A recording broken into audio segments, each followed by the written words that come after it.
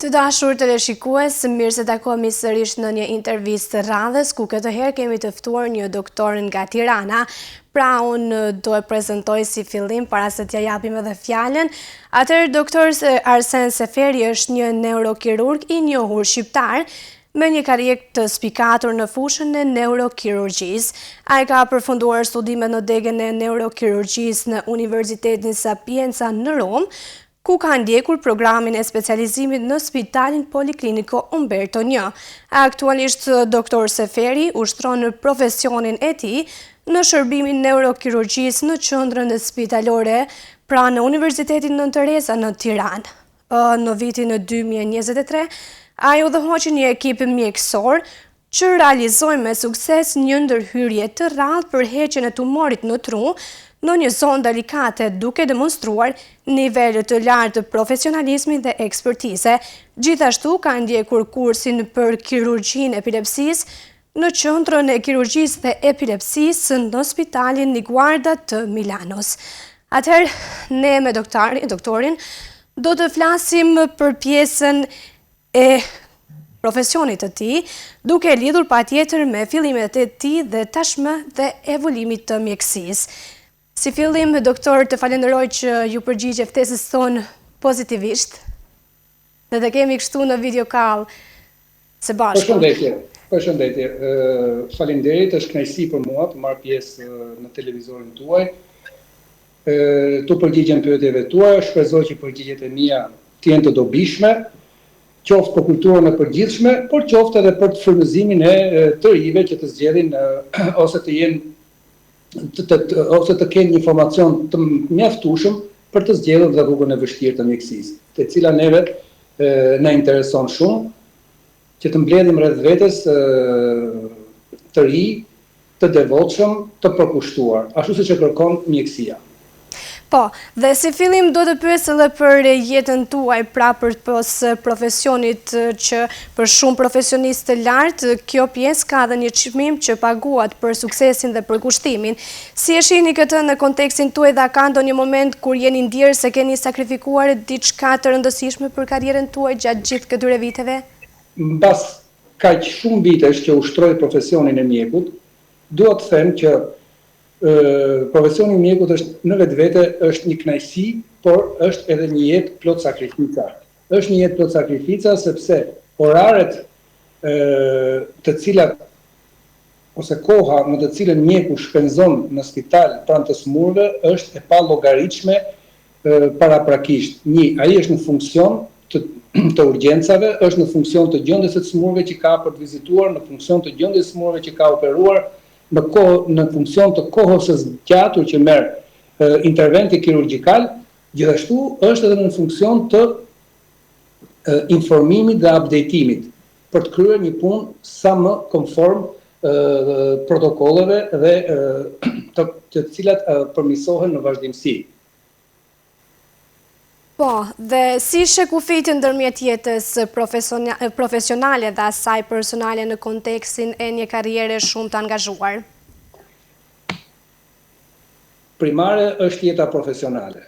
Për fat keq, primare është jeta profesionale. Dhe në kohën që ngelet, një mjek do të organizojë edhe jetën personale, e cila në stadët të caktuara të zhvillimit të saj ka një rol të caktuar. Në fillimet e karrierës, zakonisht, është fakti që jeta personale është e kufizuar, domethënë është e vështirë që një mjek profesionist ose një mjek në karrierë të organizojë një fundjavë ashtu siç duhet, sepse gjithmonë në funksion të punës që ka kryer dhe në funksion të pacientëve. Pra, nuk duhet të kemi iluzione, jeta e mjekut është e sakrifikuar. Dhe interesant është fakti që me kalimin e viteve, me përmirësimin e cilësisë së mjekut fal punës së tij, edhe përgjegjësitë dhe pritshmëritë ndaj tij mjeku rriten. Kjo është, për këtë arsye është edhe gjithmonë jeta personale vazhdon që të ngelet në e kufizuar, në kuptimin e gjeshmërisë ose në mënyrën e zhvillimit dhe planifikimit të jetës personale. Por, që unë rekomandoj që nuk duhet neglizhuar. Po, dhe në një mjedis kaq të kërkuar si mjekësia, a ka ndonjëherë frikë të bëni gabime? Pra si e menaxhoni stresin dhe presionin që vjen me vendimarrje me raste kritike? Kjo është një pyetje interesante. Gabimi është i pranishëm, gabimi është njerëzor. Ajo që duhet të bëjë një mjek, qoftë në fillimet e veta, por qoftë edhe në vazhdimsi të karrierës, është që gabimin ta ketë ose të tentoj ta ketë sa më të kufizuar. Dhe për këtë arsye nuk mjafton vetëm formimi i tij profesional dhe eksperjenca personale. Mjeku duhet të di, mjeku nuk duhet të ketë drojtje në pasiguritë e veta të kërkojë dhe ndihmën e kolegëve të tyre. Pra, ndihmën e kolegëve të tij. Normalisht ai duhet që aty ku ka shenja pasigurie, pikërisht për të funksionuar sa më mirë puna, ai mund të fiksojë pacientit ose mund të kërkojë kolegun e vet që të marrë një opinion të dytë. Në këtë mënyrë, gjithmonë 2 ose 3 mendje ose një konsult të zgjeruar e bëjnë që margjini ose niveli i gabimit të ullet. Në këtë mënyrë mos ketë reperkusione ndaj pacientit. Po, si mendoni se ka evoluar kërkesat dhe pritshmëritë për mjekët që sapo mbarojnë studimet, pra a ndiheni se brezi juaj është ndarë nga brezat e mëparshëm në mënyrë se si e shohin dhe jetojnë profesionin? Ndërthurja midis brezave në mjekësi është jashtëzakonisht e rëndësishme. Jo çdo gjë në kundërshtim nga profesionet e tjera, jo çdo gjë mësohet nga librat. Pavarësisht se tekstet, pavarësisht informacionit të shumtë mjekësor, i cili serviret online, i cili serviret nëpërmjet teksteve, ndërthurja midis brezave është shumë e rëndësishme. Për shembull, në stadiet e fillimit të një karriere, një mjek i ri ka shumë nevojë të marrë eksperiencën e kolegëve të tij më të vjetër. Me kalimin e kohës, mjeku edhe merr edhe jep. Vjen një stadij i caktuar kur fluksi që i dhënies së dijes është më i madh se sa ai që merr nga kolegët. Pra, një pjesë, sidomos në fushën e kirurgjisë, shkëmbimi ose marrja e eksperiencës së kolegëve më të vjetër është jashtëzakonisht i madh. Pra, sado i detajuar të jetë informacioni i shkruar mjekësor, ka shumë gjëra të cilat nuk shkruhen nëpër libra. Ka shumë gjëra të cilat merren direkt nga praktika e përditshme, merren direkt nga sinteza e eksperiencës së kolegëve më të vjetër.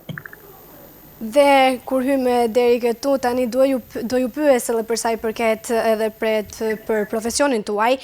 Pra, çfarë bën në trajtimin tuaj të tumoreve të trurit të ndryshëm nga specialistët e tjerë në këtë fushë? A ka ndonjë teknikë ose qasje specifike që përdorni për të zvogëluar rrezikun e dëmtimit të indit të shëndetshëm gjatë operacioneve të tilla?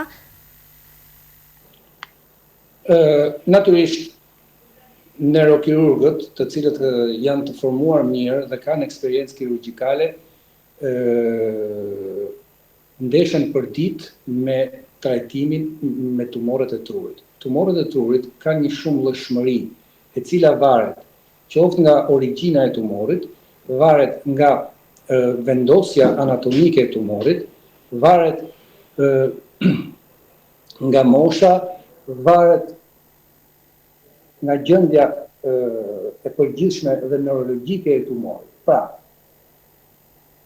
vlerësimi ose ndërtimi një strategjie trajtimi tek smurët me tumore të trurit është një procedurë shumë komplekse. Dhe për këtë arsye duhet marrë në konsiderat të gjithë faktorët që përmenda më sipër. Po nëse një pacient paraqitet me një tumor të trurit që është ndjeshëm afër strukturave jetike të trurit, si e përcaktoni nëse është më rëndësishme të rrezikoni një ndërhyrje kirurgjikale për të shpëtuar jetën e pacientit, apo të shmangni ndërhyrjen për të minimizuar dëmet afagjate të mundshme? Tani, truri në vetvete është një organ i cili ka shumë funksione. Është një organ delikat, por brenda këtij organi ekzistojnë zona të cilat quhen zona me funksionalitet të lartë ose zona nobile të trurit. Çdo më thënë, janë ato zona ku dëmtimi i rrugëve apo i trakteve do të shoqërohej me pasoja të rëndësishme motore, pra me paraliza, do të shoqërohej me çrregullime të të folurit, do të shoqërohej me çrregullime të pamjes edhe të riorganizimit të mendimit e kështu me radhë. Për këtë arsye, aktualisht sfida kryesore e një neurokirurgu është heqja në mënyrë maksimale e tumorit duke ruajtur cilësinë e jetës. Cilësia e jetës në heqjen e tumoreve cerebrale është e lidhur direkt edhe me jetëgjatësi. Pra, të gjitha gjërat janë të ndërthurura në vetvete. Për këtë arsye, njohuritë e shumta që krijon gjatë formimit të një neurokirurgu ose të mjeku përgjithësi mbi anatominë, mbi fizpatologjinë, mbi histologjinë, anatominë funksionale të trurit. Për shembull, truri është organizuar, truri është në formën e një konektomi. Konektomi është një mori fibrash dhe traktesh, të cilët lidhin zonat të caktuara të trurit në të njëjtën hemisfer, por mund të lidhin dhe zonat të caktuara të trurit ndërmjet dy hemisferave. Dhe pikërisht në këtë konektom zhvillohen edhe ato tumorët cerebrale, të cilat janë me origjina të ndryshme. Ekzistojnë sot shumë metoda për cilat një neurokirurg duhet të jetë duhet t'i posejdojë në mënyrë që t'i përdori me qëllimin e vetëm heqjen e tumorit në parimet neuro-onkologjike duke ruajtur cilësinë e jetës. Dhe në cilat raste të veçanta do të rekomandonit një trajtim kirurgjikal për pacientët me tumor të trurit duke marrë parasysh faktin se disa mund të përfitojnë nga trajtimet jo kirurgjikale, si radioterapia apo terapitë biologjike. Pra, ka ndonjë rast kur ndërhyrja kirurgjikale mund të jetë më dëmshme se dobishme? Ekzistojnë raste të tilla. Në 80-90% të rasteve, pacientët përfitojnë ose vetëm nga ndërhyrja kirurgjikale, pra në rastin e tumoreve të cilat nuk janë agresive, ose në rastin e tumoreve të mira, ku kirurgjia është zgjidhje e problemit, por në 1% jo të vogël të rasteve, kirurgjia është hapi i parë i trajtimit. Qëllimi i kirurgjisë është heqja, ajo që thamë më sipër, të paktën mbi 80% të tumorit. Kjo i hap rrugë, qoftë edhe kur janë tumoret e këqija. Kjo i hap rrugë më pas efikasitetit ose që trajtimet, siç përmendet juve, me radioterapi ose me kimioterapia, të jenë më funksionale ose më të dobishme. Natyrisht që 1% shumë e vogël e rasteve, të cilat ndodhen në zona jashtëzakonisht shumë funksionale të trurit, atëherë aproçi kirurgjikal do të shkaktonte më tepër dëme se sa përfitime.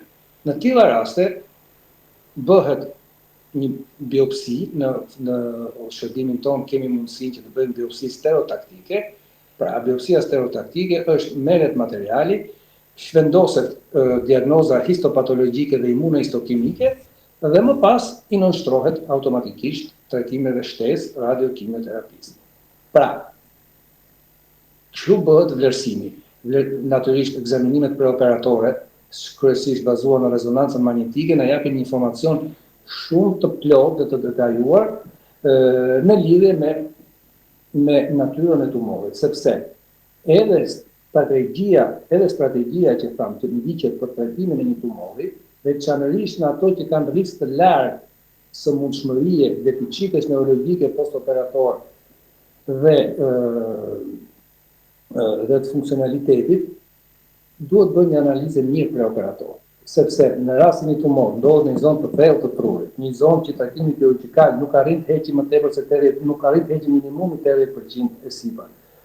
Kur kirurgjia vlerësohet shumë me risk të lartë, atëherë bëhet biopsi prej smurit ligjit, veçanërisht edhe kur janë në mosha të vjetra, kur dhe nga eksperienca jonë vjetësia me gjitha trajtimet është e kufizuar, kështu që paraprakisht tentohet që të merren vendime në lidhje me mënyrën e trajtimit.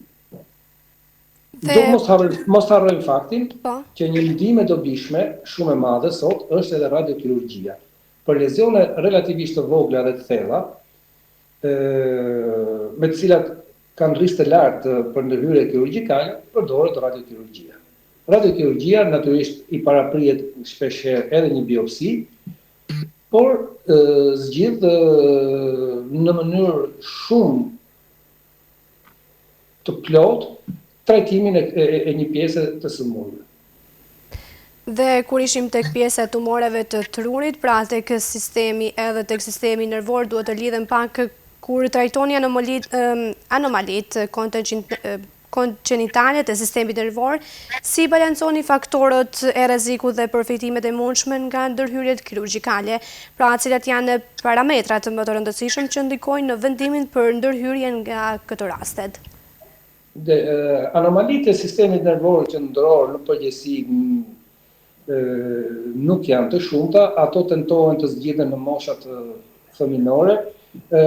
Tendenca është natyrisht eksperienca të bën të kuptosh, është një anomali e cila duhet zgjidhur me një herë, sepse me kalimin e kohës ajo mund sjellë pasoja të parikthyer, apo është një anomali e cila nuk kërkon një trajtim të shpejt kirurgjikal, sepse mënyra e evolucionit është e tillë që nuk mund të sjellë komplikacione të cilat do të kërkonin ndërhyrje. Kjo është mënyra e sjelljes ndaj anomalive të sistemit nervor qendror. Ku përfshihen edhe anomali që kanë lidhje me kolonën, ku përfshihen edhe anomali që kanë lidhje me formimin e parenkimës cerebromedullare. Dhe në trajtimet kirurgjikale të sistemit nervor, është përqindja e suksesit të operacioneve që keni realizuar dhe çfarë masa specifike merrni për të siguruar mbas operacionit pra një rehabilitim të shpejtë dhe të suksesshëm të pacientëve pas ndërhyrjes? Rezultatet në kirurgjinë e tumorëve të sistemit nervor qendror, veçanërisht atyre të trurit, janë gjithmonë, domethënë ne jemi një ekip që kemi një traditë disa dekadash, kemi një ekip që kemi një eksperiencë të madhe brenda Shqipërisë, por edhe jashtë Shqipërisë, dhe kjo na jep mundësinë që rezultatet në trajtimin kirurgjikal të tumorëve të trurit të jenë pothuajse të barabarta me ato që trajtohen në qendra të tjera neurokirurgjikale jashtë Shqipërisë. Këtë eksperiencë mundohemi ta trashëgojmë. Kemi natyrisht një rol shumë të rëndësishëm luan edhe teknologjia, pra heqja e tumorëve të trurit kërkon edhe aparatura të veçanta, duke filluar që nga mikroskopi kirurgjikal, duke filluar që nga neuronavigatori, duke filluar që nga evidentimi radiologjik i trakteve të substancës bardhë nëpërmjet rezonancës preoperatore me DTI, natyrisht metoda të tjera të cilat rrisin cilësinë e punës janë ato që quhen brain mapping. Brain mapping do të thotë stimulimi intraoperator dhe në vazhdimsi i zonave rreth e qark tumorit për të kuptuar nëse janë apo jo funksionale. Shumë të rëndësishme janë edhe metodat e monitorimit intraoperator, qoftë për patologjitë e trurit, qoftë edhe për patologjitë e medulës spinale. Të gjitha këto na shtyn që rezultatet e arritura deri tani na shtyn neve që të vazhdojmë punën, të heqim tumoret dhe duke hequr tumoret, siç e thash edhe më përpara, me parimet onkofunksionale. Pra, edhe të heqim dhe të maksimalizojmë heqjen e tumorit, por edhe të ruajmë funksionalitetin e zonës rreth e qark tumorit. Rezultatet na shkruajnë përpara që kirurgjia të vazhdojë të jetë pjesë dominante e trajtimit të tumoreve cerebrale. Dhe ti referohemi paksa dhe pjesës së kursit që keni përfunduar për epilepsi, duhet të pyes si fillim Si fillon kjo sëmundje, nga është pikënisja e kësaj sëmundjeje që e diagnostifikoni si fillim? Për sa i përket kursit, do të thoja, unë kam qenë pjesë për një periudhë gati 2 vjeçare e ekipit ose e stafit të neurochirurgjisë në qendrën e trajtimit kirurgjikal të epilepsisë Claudio Munari në Nicoardia Grande, një nga qendrat më të mira europiane, me një trashëgimi të vyer në studimin e pacientëve të cilët përfitojnë nga epilepsia. Çfarë është epilepsia? Epilepsia është sëmundja më e shpesh neurologjike në të gjithë botën. Rreth 1% e popullatës në të gjithë botën, në të gjitha vendet, edhe në të gjitha moshat për fat keq, preken nga epilepsia. Epilepsia është lind nga një bashkësi neuronesh, të cilat në një moment të caktuar, për shkaqe jo plotësisht të panjohura, sinkronizojnë aktivitetin e tyre dhe aktivitetin e tyre jo të rregullt, e cila e favorizuar kjo edhe nga mos kontrolli i neuroneve rreth e qark kësaj bashkësie neuronesh dhe manifestohet pastaj me kriza epileptike. Po, dhe çfarë shkallë të rrezikshmërisë ka për personat që vuajnë nga kjo sëmundje? Epilepsia, rrezikshmëria në përgjithësi nuk është e lartë, ajo varet kryesisht nga format e epilepsisë. Ka forma që janë shumë të rënda, të cilat kërkojnë trajtime edhe në terapinë intensive, siç janë format e statusit epileptik, por në përgjithësi epilepsia karakterizohet nga kriza të përsëritura, të shpeshta, të menjëhershme, të papritura dhe në përgjithësi personat të cilat vuajnë nga epilepsia janë të njohur dhe marrin mjekim. Dhe çfarë formash epilepsish mund të themi se kemi? Tani, forma më e shpeshtë e epilepsisë është epilepsia parciale fokale. Epilepsia parciale fokale është pikërisht ajo formë ku në një zonë të caktuar të trurit ndodhet kjo bashkësi neuronesh që sinkronizon aktivitetin e tyre për të dhënë manifestimet epileptike. Shkaqet janë nga më të ndryshmet dhe shpeshherë të panjohura. Kjo është forma më e shpeshtë. Dhe në çfarë raste të veçanta do të rekomendonit një ndërhyrje kirurgjikale për pacientët me epilepsi që mund të menaxhohen me mjekime? Tani, përzgjedhja e pacientëve të cilët përfitojnë nga kirurgjia e epilepsisë është një procedurë jo e thjeshtë, është një procedurë e cila kërkon një staf multidisiplinar, kërkon një ekip, rezultati i cilit rritet me eksperiencën e ekipit, që për fat mirë në shërbimin tonë të neurokirurgjisë këtu në Tiranë ne e kemi filluar që nga viti 2013. Në mos edhe më herë, pra duke u përgatitur të gjithë individët me këtë këndvështrim. E para punës për zgjedhja e individëve që përfitojnë nga kirurgjia e epilepsisë. Për zgjedhja e individëve që përfitojnë nga kirurgjia e epilepsisë bëhet kryesisht në grupin e pacientëve të cilët vuajnë ajo që quhet epilepsia parciale fokale.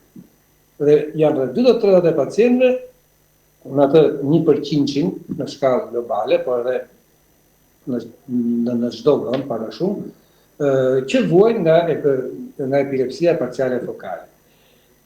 25% e këtyre personave që vuajnë nga epilepsia parciale fokale janë persona të cilët konsiderohen në një moment të caktuar farmakorezistent. Çdo më thonë, në rast se 3/4 ose rreth 70% me trajtimin medikamentos përfitojnë, pra janë pa kriza, dhe ky quhet një trajtim i vlefshëm medikamentos, një 30% e pacientëve nuk përfitojnë nga trajtimi medikamentos. Dhe kjo sjell që në kohë ta pacientë të psojnë dëmin qoftë nga epilepsia, nga krizat epileptike, o psojnë dhe një dëm i cili vjen edhe nga mjekimi i zgjatur me antiepileptik. Për këtë arsye, kirurgjia e epilepsisë do të çonte natyrisht në atë grup pacientësh në ndërprerjen e krizave dhe pas një periudhe të caktuar kohe dhe në ndërprerjen e trajtimit medikamentos. Kështu që është një proces relativisht i gjatë. Mjafton edhe kërkon ekspertizë. Dhe sa ndihmon monitorimi i vazhdueshëm i aktivitetit elektrik të trurit, pra siç është EEG-ja ose studimet e tjera të imazhërisë në përcaktimin e fazës së epilepsisë dhe në përmirësimin e trajtimit? Atëherë, përzgjedhja, domethënë, EEG-ja ose elektroencefalografia ka një rol të rëndësishëm për përcaktimin e fokusit nga kunis epilepsia. Por, kjo është njëri nga komponentët e studimit të smurë. E rëndësishëm është natyrisht një studim i semiologjisë së krizave.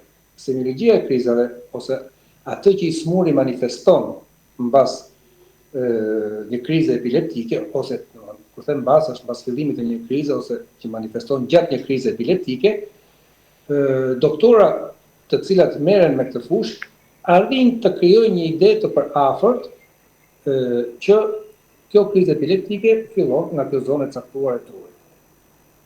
Me studimet e tjera, që janë studimet elektrofiziologjike, ku bën pjesë elektroencefalografia, ka studime të tjera që dhe ne kryejmë këtu, siç është video elektroencefalografia, ku në të njëjtën kohë studiohet edhe manifestimi semiologjik i krizave, pa shikohet me kamera, por shikohet njëkohësisht edhe studimi i valve të trurit me elektroencefalografi. Kjo është një stad shumë i rëndësishëm për të përcaktuar me saktësi të konsiderueshme zonën nga e cila niset kriza epileptike, ose atë zonë të jo normale të trurit që shkakton epilepsinë parciale fokale. Tjetër gjë e rëndësishme është rezonanca magnetike, e cila jo gjithmonë flas, megjithatë me rezonancën me 3 Tesla kemi goxha përparime, jo gjithmonë nga ana imazhërike e lokalizon fokusin ku niset kriza. Pra quhet epilepsi jo lezionale në rezonancë, pavarësisht se ekziston ky fokus elektrik ose ky fokus me ndryshime të caktuara biokimike. Dhe më tej, pastaj natyrisht i bën studime të testet e funksioneve kognitive, dhe vetëm pasi merret ky informacion i nevojshëm, bëhet një konsult e përgjithshme ndërmjet komponentëve të stafit, të cilët janë epileptologu, elektrofiziologu, radiologu, neurokirurgu, psikologu, të gjithë në radhë, bëhet një konsult dhe paraprakisht vlerësohet nëse ky pacient po t'i nënshtrohet kirurgjisë epilepsisë, duke marrë konsiderat zonën ku ndodhet epilepsia, duke marrë konsiderat moshën e pacientit, duke marrë konsiderat kohë zgjatjen e epilepsisë, duke marrë konsiderat kaluarën e këtij pacienti pas smundit shoqëruese, atëherë krijohet një ide në lidhje me atë që sa do të përfitojë ky pacient nga kirurgjia e epilepsisë. Qëllimi kryesor i kirurgjisë epilepsisë është që në një periudhë relativisht të shkurtër postoperatore, pacienti të jetë pa kriza dhe pa mjekim. Kjo është ideale. Po, dhe sa mund të jetë kohëzgjatja e rikuperimit, po flasim për pacientët e cilët e kanë sëmundjen për epilepsinë, e kanë diagnostifikuar që në moshë, domethënë që në fillim kur ka filluar nuk është se e kanë marrë gjatë kohës dhe e ka lënë epilepsia të zhvillohet, pra sa mund të marrin mjekimi në qoftë se merr mjekim tradicional.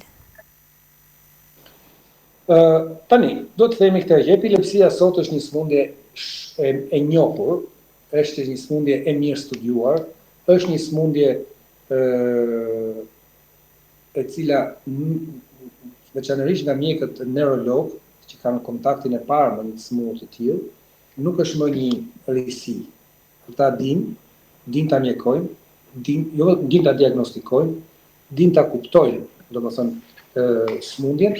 Natyrisht, një pjesë e mirë e neurologëve din edhe ta të konsiderojnë kur ilaçet nuk veprojnë. Pra, për ta referuar një smur në një qendër ku bëhet një trajtim kirurgjikal ose në një qendër ku mund të kalojë një filtr për të përzgjedhur smurët që përfitojnë nga kirurgjia e epilepsisë, informacioni dhe kultura e mjekëve neurolog ekziston.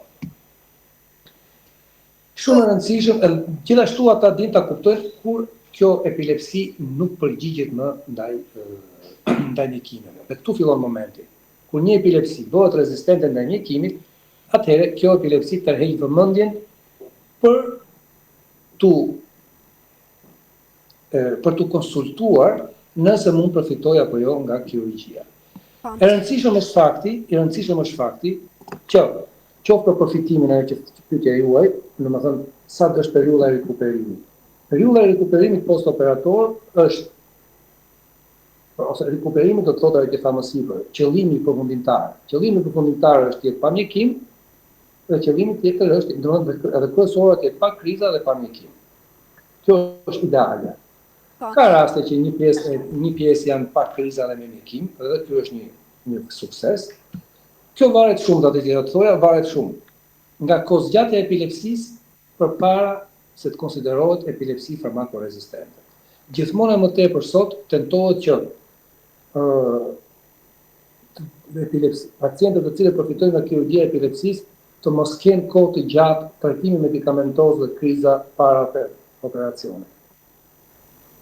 Kjo është gjë më e rëndësishme. Po, dhe diçka tjetër që është edhe shumë edhe më rëndësishme për sa i përket edhe edukimit të pacientëve dhe familjeve të tyre në lidhje me menaxhimin e epilepsisë.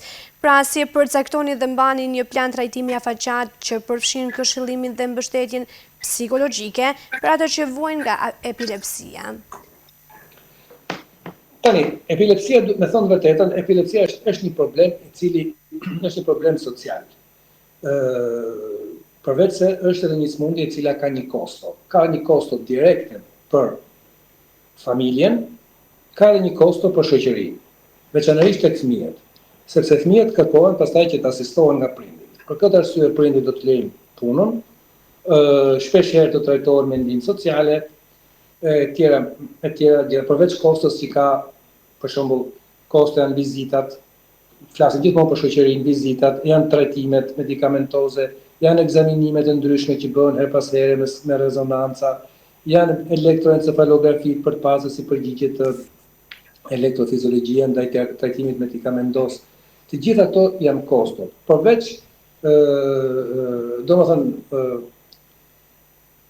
faktit që të qenojt një smundje kronike, të pasur një smundje me epilepsi në familje, është natyrisht edhe një problem i cili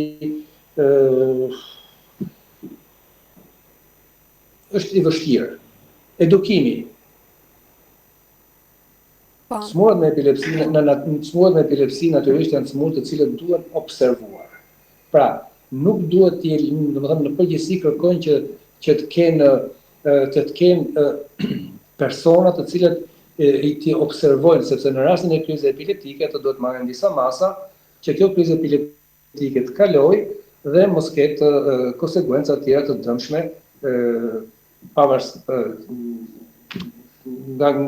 nga kriza. Kështu që mjekët neurolog bëjnë një edukim të vazhdueshëm të familjarëve të cilët kanë në familje persona me krizë epileptike, ata i asistojnë, ata deri diku familjarët janë shumë praktik në kuptimin e fenomeneve të paraprogramale kur nisin krizat epileptike, e marrin e ulin në shtrinë, e rrotullojnë, pra kanë fituar një eksperiencë për fat keq është një smundje që zgjat shumë vite. Dhe sa i përket pjesës që lidhet edhe me sëmundjet e tjera neurologjike, siç është tumori i trurit apo edhe demenca, si e ndryshon kjo diagnozë në qasjen tuaj në trajtimet dhe ndihmon në parandalimin e përkesimit të mëtejshëm të simptomave? Tani, tumorët e trurit në një përqindje të konsiderueshme të rasteve, 30, 25 dhe 30%, simptoma e parë është një krizë epileptike. Prandaj të gjithë smurët të cilët shfaqin një krizë epileptike duhet të bëjnë me njëherë, domethënë pas paraqitjen ke mjeku i këshillon të bëjnë një skaner ose një rezonancë, ku në 20-30% të rasteve konstatohet që është një tumor cerebral. Natyrisht, heqja e tumorit e pakson ndjeshëm mundësinë që ky mund të ketë kriza mbrapa. 100% nuk bëhet zero, por thash e pak heqja e tumorit e pakson ndjeshëm në një përqind të konsiderueshme të rasteve.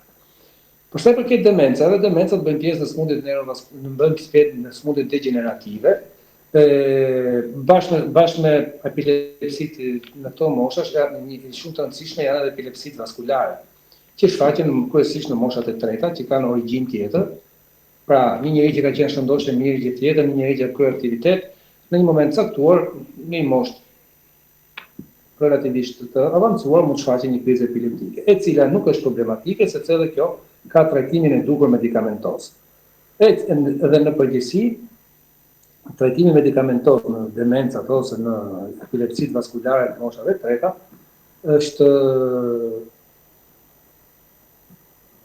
është kurues ose është i parandalon krizën. Doktor, mua më ngelet vetëm të falenderoj shumë për gjitha hollësi që i ndave me neve për sa i përket këtyre dy sëmundjeve të cilat nuk janë të rralla për në këtë kohë. Kënaqësia ishte imja, uroj të kem shërbyer, suksese. Të falenderoj shumë, gjithashtu suksese çdo gjë që bën. Faleminderit. Atëherë të dashur teleshikues, kështu kemi arritur deri në fund të kësaj interviste. Unë ju falenderoj për vëmendjen tuaj dhe ne shihemi në intervistat e radhës.